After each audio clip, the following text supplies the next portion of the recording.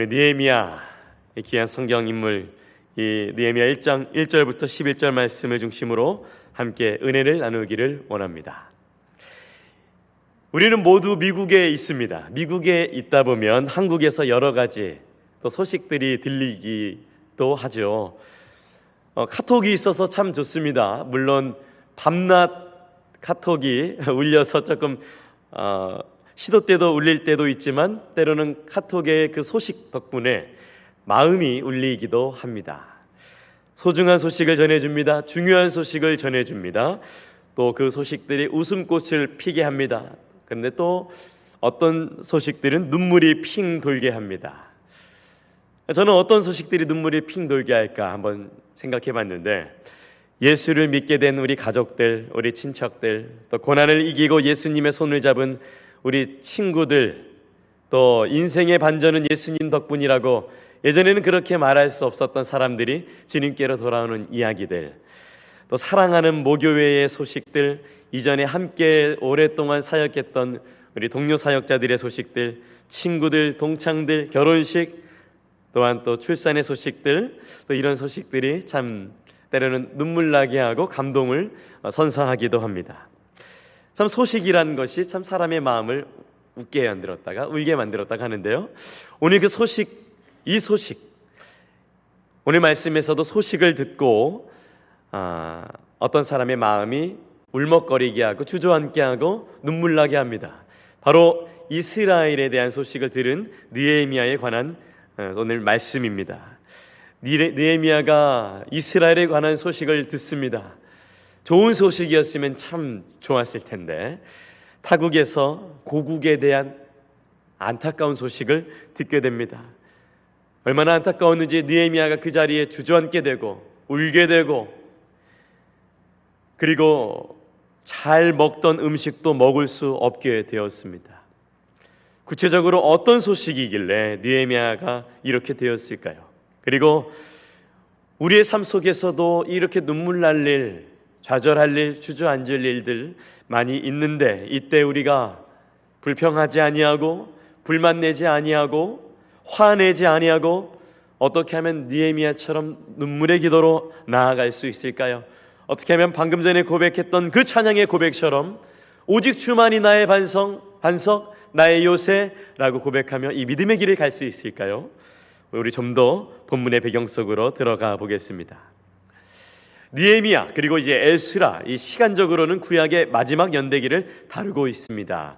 성전은 불타고 유다는 망하고 백성들은 모두 포로로 끌려가고, 이런 상황 속에서 이스라엘 백성들은 의문을 갖습니다.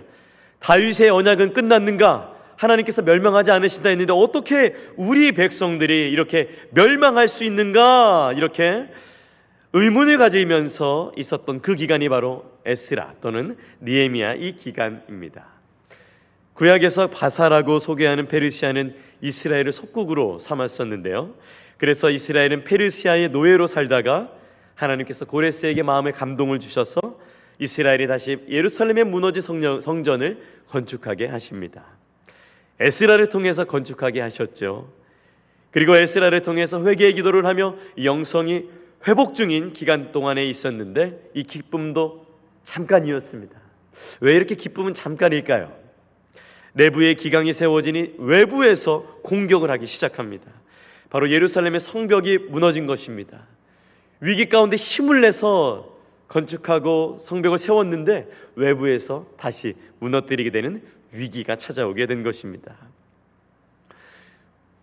여러분의 삶 가운데도 아직도 위기가 있고 위험이 있고 어려움이 있는 줄 압니다. 그러나 우리가 그러한 상황 가운데서 어떻게 하면 무너지지 아니하고 눈물 흘리며 좌절하지 않고 다시 눈물은 흘릴지라도 어떻게 하면 기쁨으로 예수님의 손을 굳게 붙잡고 갈 수 있는가?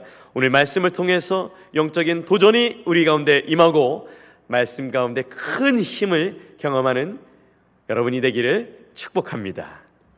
오늘 1절부터 3절 말씀 이렇게 말합니다.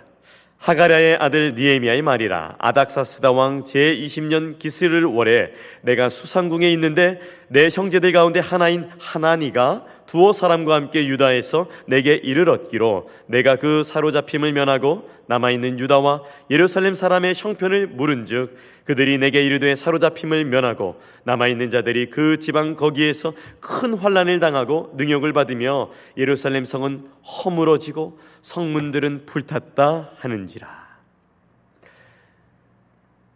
느헤미야는 이민자의 삶을 살고 있었습니다. 아주 귀한 위치에 있었습니다. 성공했습니다. 그러나 그의 마음은 고국에 있었습니다. 느헤미야가 하나니가 등장하니까 기다렸다는 듯이 하나니에게 우리 고국 이스라엘 백성들의 상황은 어땠는지 그의 마음이 있는 곳에 소식을 물어봅니다. 느헤미야는 관심은 고국에 있었던 것이죠. 타국에서 성공적인 삶을 이어나가고 있었지만 그의 마음은 안타까운 마음, 고국이 무너졌다는 소식, 항상 고국을 그리워하며 기도하고 관심 가졌던 것을 볼 수가 있습니다. 질문 하나 드릴게요. 여러분은 한국 하면 어디가 그리우세요? 저는 한국을 떠나온 지 3년밖에 되지 않았지만 가장 그리운 곳이 있습니다. 바로 명절 때 우리 장인 장모님 댁에, 저는 이제 부모님이 한국에 이제 안 계시니까, 한국에 이제 부모님은 이제 해외에 이제 선교에 계시니까 이제 부모님 댁에 이제 갈 수는 없고요. 이제 명절 때 저희 처갓집에 가게 되는데, 처갓집이 전라도 익산입니다. 이 대전에서 익산에 가게 되면은 그 굉장한 이제 시골길들이 막 나와요.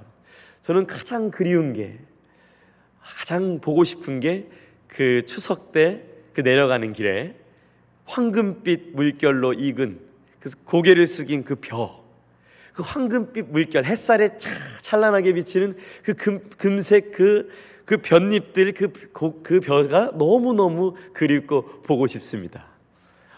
얼마나 보고 싶은지 유튜브로 그것을 찾아보기도 했었습니다. 여러분은 어디가 제일 그리우세요? 그리고 저는 또 사랑하는 우리 한국교회 성도님들, 또 저를 사랑으로 전도사 때 모교회에서 얼마나 부족하고 연약한 모습들이 많이 나타났겠습니까? 근데 거기서 참아주고 기다려주고 청년에서 갓 전도사 된 사람에게 전도사라고 불러주시면서 영적인 권위를 인정해 주시고 기도해 주시는 우리 사랑하는 모교회 우리 성도님들, 목사님들 기억납니다. 여러분들 한국 떠나오시면서 어디가 가장 그리우세요? 잠시 한번 떠올려 보세요. 우리에게는 그 그리운 그 지역이 있습니다. 우리 대한민국, 내가 시작된 나라인 것이죠.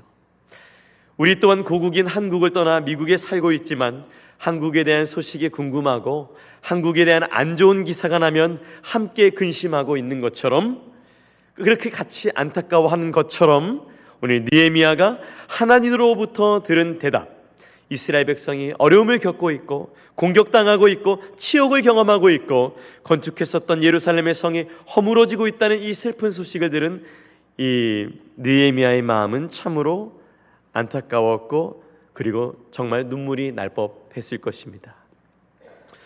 그때 느헤미야의 반응이 어땠는지 저는 오늘 두 가지 영적 묵상을 통해서 은혜로 더욱 깊이 들어가기를 원합니다.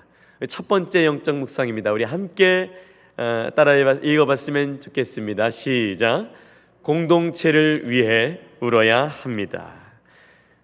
우리는 우리 자신을 위해서도 울어야 하지만 우리에게 허락된 우리의 고국의 우리나라, 그리고 우리 교회에도 또 수많은 부서들이 있죠. 서로를 위해 울어줘야 합니다. 눈물은 메마른 마음에 생기를 가져다주고 삭막한 사막과도 같은 분위기에 윤기를 가져다주고 활력을 가져다주기 때문입니다. 느헤미야가 이 이스라엘의 안타까운 소식을 통해서 그가 어떻게 했는가? 그는 분노하지 않고 눈물을 뿌렸습니다. 우리 4절 말씀, 우리 성경을 덮지 않으셨다면 혹은 다시 펴실 수 있으시다면 우리 4절 말씀 한 목소리로 읽어보겠습니다. 시작. 내가 이 말을 듣고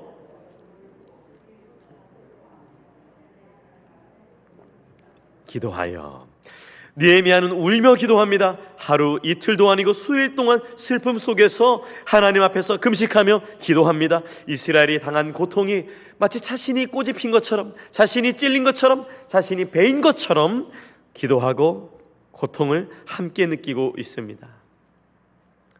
언제 눈물 흘려보셨어요? 최근에 내 기도 제목이 아닌 다른 것을 위해 언제 눈물 흘려보셨어요? 눈물의 기도에는 여러 가지 상황, 여러 가지 의미가 담겨 있죠.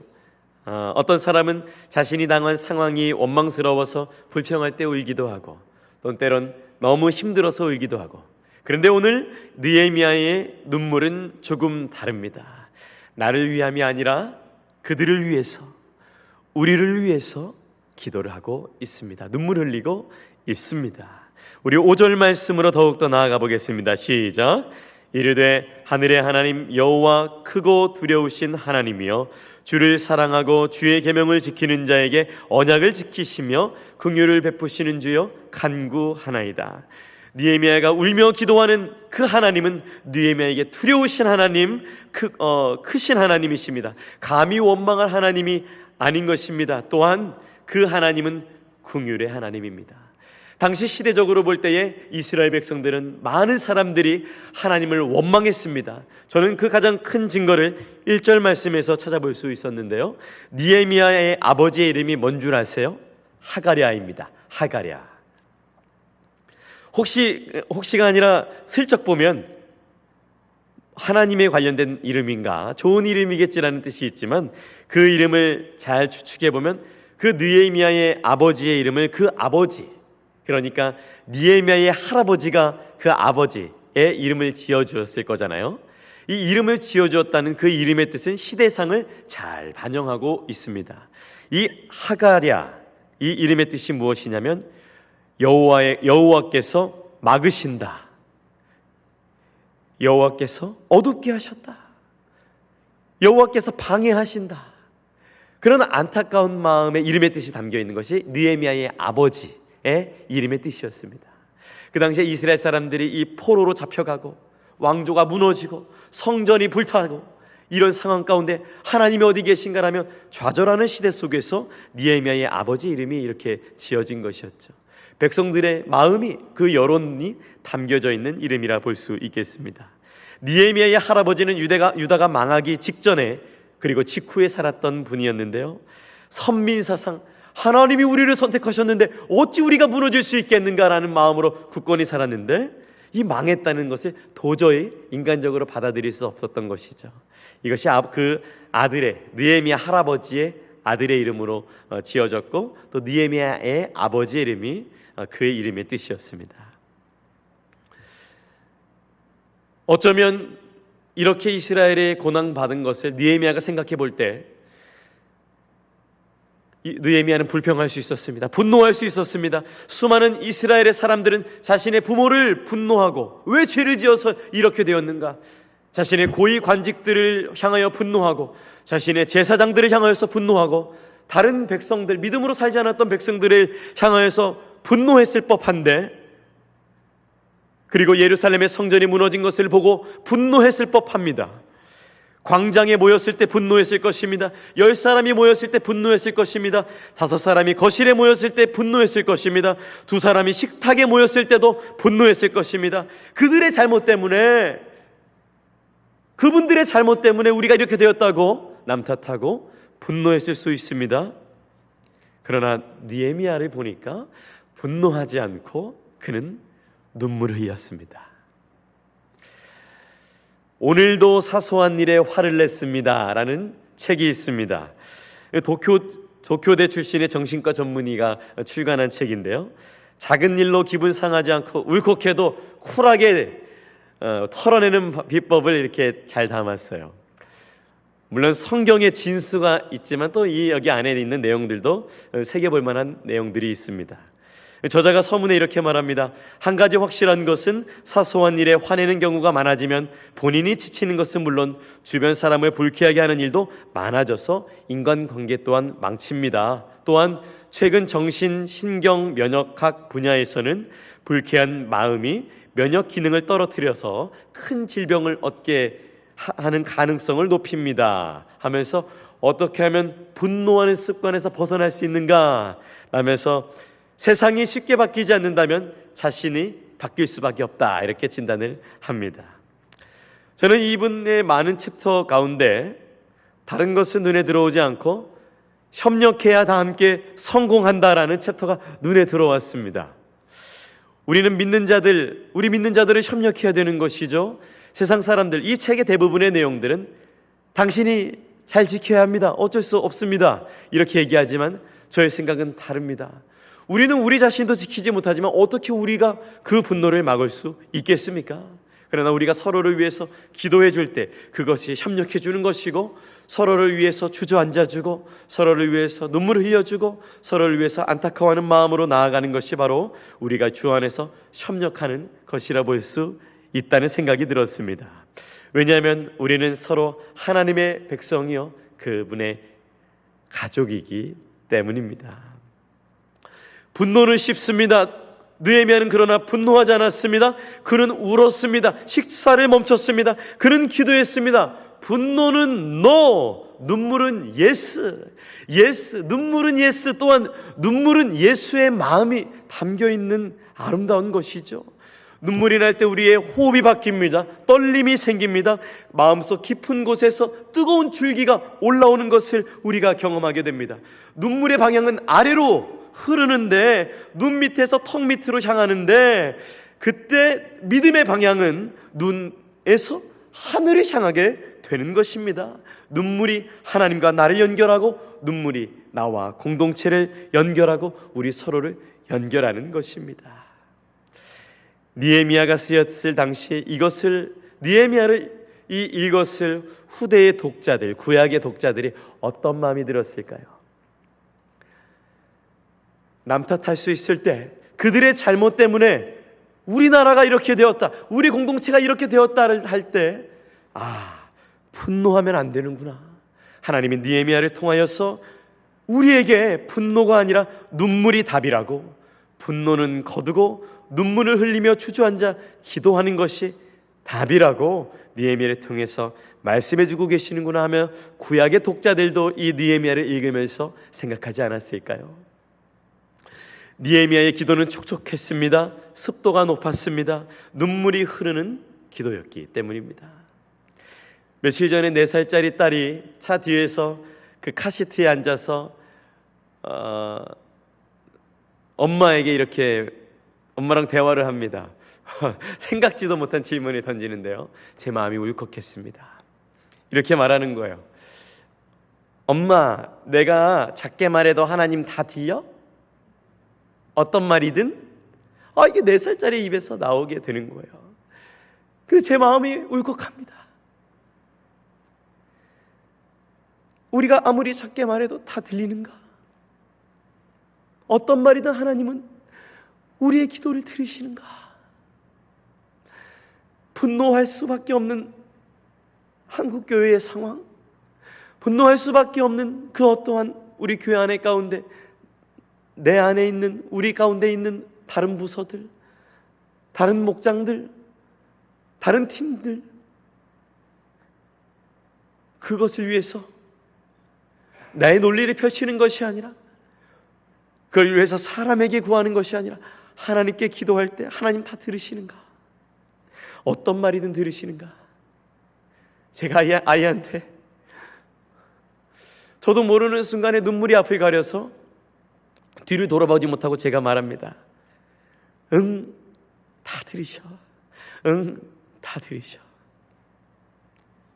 사랑하는 여러분, 공동체를 위해서 기도해 주십시오. 우리나라 대한민국을 위해서 기도해 주십시오.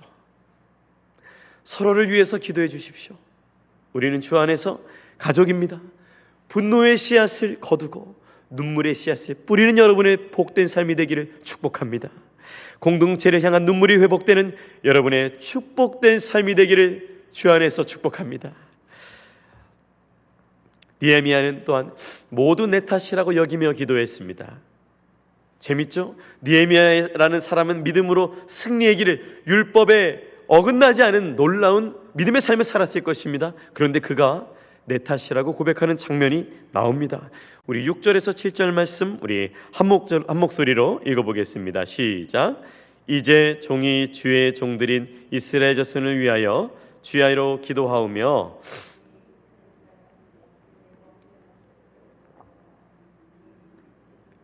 눈을 여시사 종의 기도를 들으시옵소서. 나와 내 아버지의 집이 범죄하여 주를 향하여 크게 악을 행하여 주께서 주의 종 모세에게 명하신 계명과 율례와 규례를 지키지 아니하였나이다.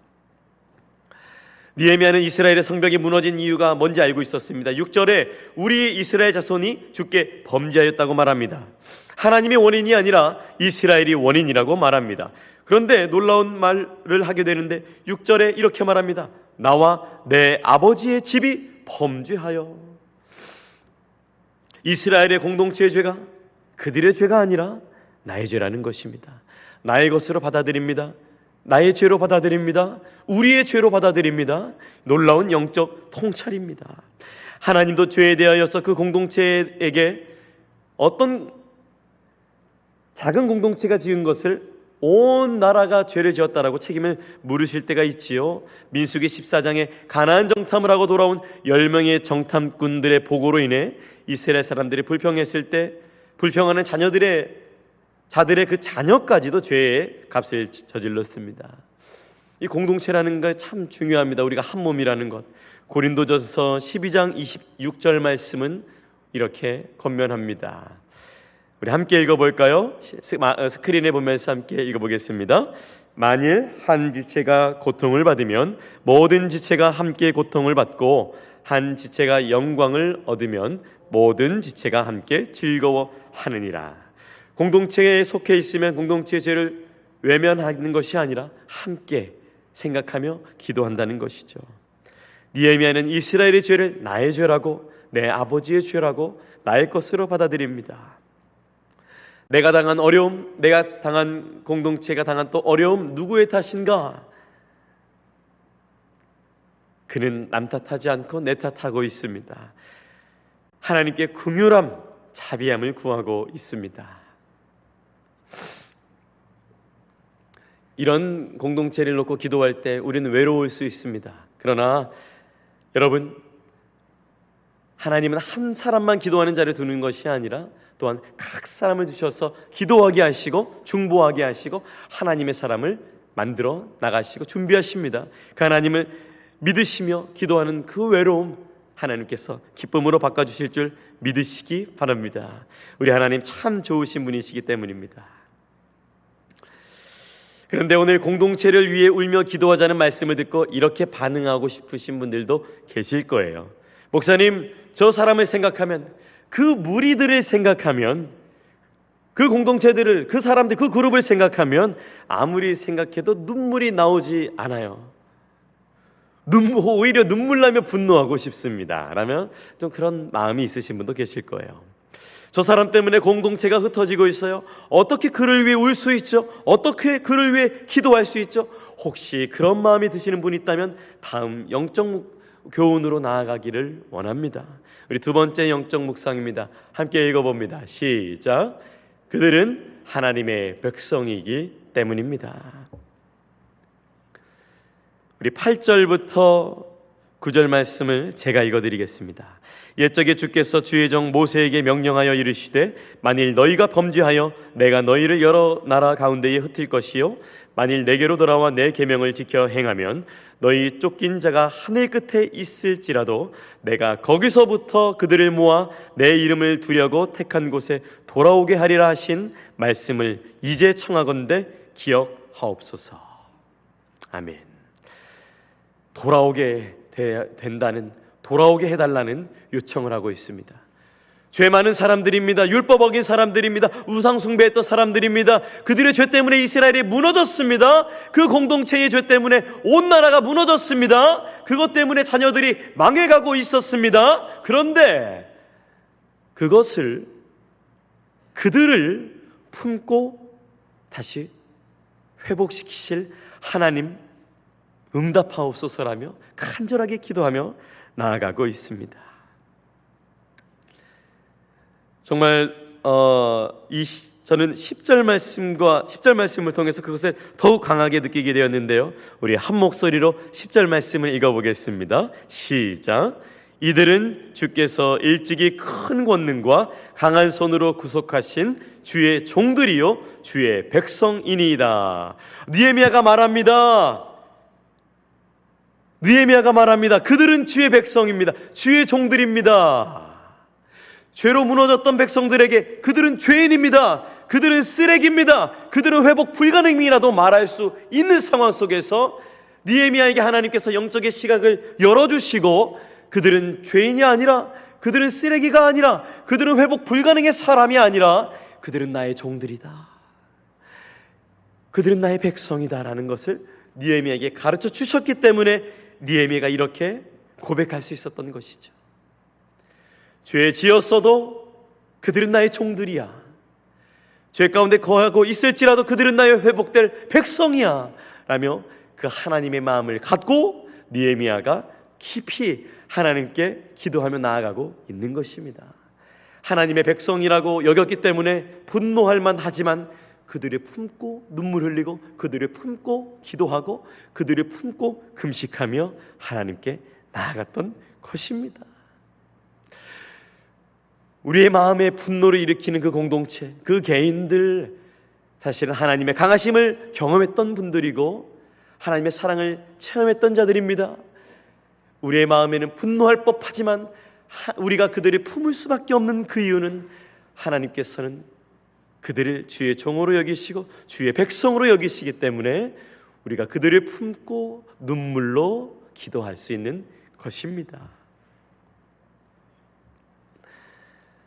출애굽기 32장에 이스라엘 백성들은 모세가 산에서 내려오지 않자 금송아지를 만들면서 절하고 우상 숭배를 했죠. 하나님이 분노하셨습니다. 그때 하나님 앞에 모세가, 하나님, 여호와께서 인도하신 백성들이 아닙니까?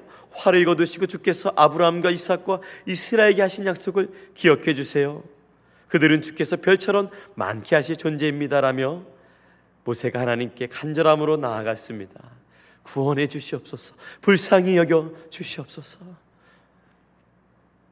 그리고 성경은 이렇게 말합니다. 바울도 깨달았던 것이죠. 우리가 죄인 되었을 때 우리를 죄인이라고 낙인 찍지 아니하고 거기서 끝내지 아니하시고 로마서 5장 8절은 이렇게 우리에게 말하지 않았습니까? 우리 한 목소리로 영상을 보며 읽어봅니다. 시작. 우리가 죄인 되었을 때에 그리스도께서 우리를 위하여 죽으심으로 하나님께서 우리에 대한 자기의 사랑을 확증하셨느니라. 아멘. 정죄와 사랑이 함께할 수 있나요? 우리가 부모로서 자식을 대하는 걸 보면 함께할 수 있습니다. 부모는 자녀가 아무리 엇나가도 불순종해도 자녀는 자녀인 것이죠. 그 존재를 부인할 수 없습니다. 하나님도 마찬가지죠. 이 세상 끝날 때까지 우리가 보기에 우리의 공동체를 훼손하고 죄악된 사람들이 망가뜨리고 소망 없어 보이지만 하나님은 이 세상 끝날까지 그분들의 사람, 바로 여러분을 통해서 그들의 은혜 안에 거하게 하실 것이고 다시 돌아오게 하실 것입니다. 오늘 느헤미야는 그것을 결단했습니다. 그리고 그들을 세우기 위해서 주여 하면서 나의 인생의 형통함을 나를 위해 구하는 것이 아니라 이스라엘의 백성을 위해서, 공동체의 형통함을 위해서, 회복을 위해서 자신의 형통함을 하나님께 구합니다. 우리 11절 말씀 함께 읽어보겠습니다. 시작. 주여 구하오니 귀를 기울이시사 종의 기도와 주의 이름을 경외하기를 기뻐하는 종들의 기도를 들으시고 오늘 종이 형통하여 이 사람들 앞에서 은혜를 입게 하옵소서 하였나니 그때에 내가 왕의 술 관원이 되었느니라. 아멘. 너무 아름답지 않습니까? 느헤미야가 이스라엘은 망했으니까 저라도 이민 생활 속에서 성공하게 해주십시오라는 것이 아니라 나의 성공이 하나님께 영광이 되고 그들의 회복될 수 있도록 저를 형통케 하여 주시옵소서. 이 영적으로 합법적인 주를 위하여, 주의 백성을 위하여라며 하나님께 간절히 기도하고 있습니다. 이 얼마나 수준 높은 형통함의 고백입니까? 여러분들 주 안에서 형통하시길 축복합니다. 그 형통함이 또한 공동체로 이어지며 공동체의 회복과 연결되는 그 귀한 형통함이 되기를 축복합니다. 아멘. 느헤미야는 혼자 울지 않았습니다. 하나님은 모두를 준비하셨습니다. 기도하는 자들을 준비하고 계세요. 분노했던 그 공동체, 그 사람을 위해서 멈췄던 그 기도, 다시 하나님을 위해서 시작하시지 않으시겠습니까? 하나님이 그들을 나의 종들이라 하시고 나의 백성이라 하시며 품기를 원하고 계십니다. 우리가 교회 공동체를 위해 기도할 때, 우리의 나라를 위해서, 우리의 일터를 위해서, 우리 가족들을 위해서 기도할 때 우리는 성령 안에서 그 충만한 기도를 누릴 수 있습니다. 느헤미야는 또한 자신의 형통함을 자신을 위해서 구한 것이 아니라 공동체를 위해서 형통함을 구하게 되었습니다. 당시 술 맡은 관원장은 얼마나 높은 관원인지 아십니까? 굉장히 높은 고대의 그 직책이었습니다. 페르시아 궁전에서 매우 높은 직책이었습니다.